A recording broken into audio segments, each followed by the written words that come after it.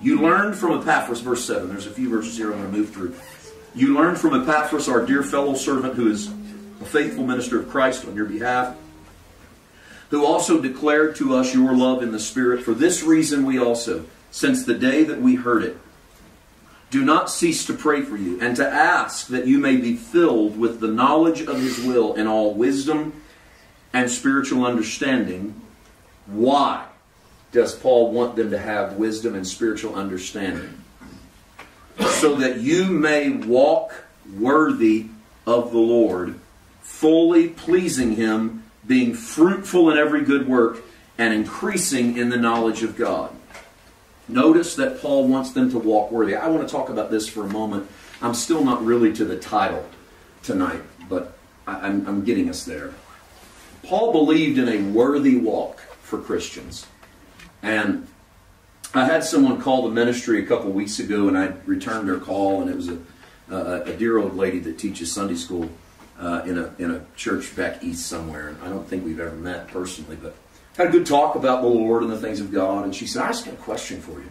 She said, I follow a lot of you Grace guys. And she said, it's almost as if we're not supposed to tell people about how to walk now that we've come into grace. It's almost as if that's off limits, that all we're supposed to do is talk about Jesus and never supposed to talk to people about how they walk, how they live.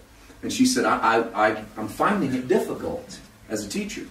And I said, well, I don't know where the impression came out that we're not supposed to talk to people about how they live, because the reality is Paul talked to people about how they lived a lot in the epistles, if we're honest with ourselves. He talked about how they acted towards their neighbor. He talked about how they loved people. He talked about how they treated their leaders, their government. He talked about how they treated their church members. He talked about how they treated unbelievers. He talked about sowing into people's lives that are feeding you. He said, and you ought to do even more if it's one of your brothers. He says that in Galatians 6. So Paul is not against talking to people about how they live, but he is against talking to people with what we said earlier, just doling out advice instead of good news. Because when you see Paul talk about people's walk, he tells them to walk worthy of who they are in Christ. I would say it this way. I brought my kids tonight, my son and my daughter. I hope that when they're out of dad and mom's sight, they walk worthy of who they know they are as young people. I can't make them. I don't spy on them. I don't follow them with a drone, although that technology now exists and could and possibly should be utilized. But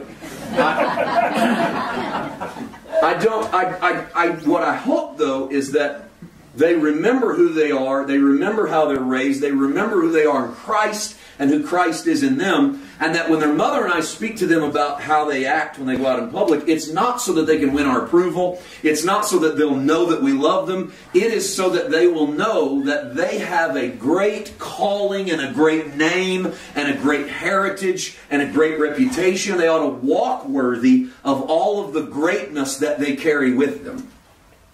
Does that make sense? That's believers. And there's nothing wrong with telling believers under grace, look, we ought to be walking worthy of who we are in Christ. My dad would always say this when I left the house as a kid. He would, as a teenager, I'd leave the house and he'd say, son, don't forget who you are and who you represent. Those are the two things my dad always said when I walked out the door. I never forgot them. Don't forget who you are and who you represent. There's a lot of truth to that. Don't forget who you are. Don't forget who you represent. And we ought to be doing that for Christ. No, if we fail, He doesn't kick us to the curb and say, you dog, you're going to do penance for that. No more than you would with your own. Why do we feel like we're better parents than the Father would be? He's the ultimate Father. But walk worthy of that great calling and that great vocation.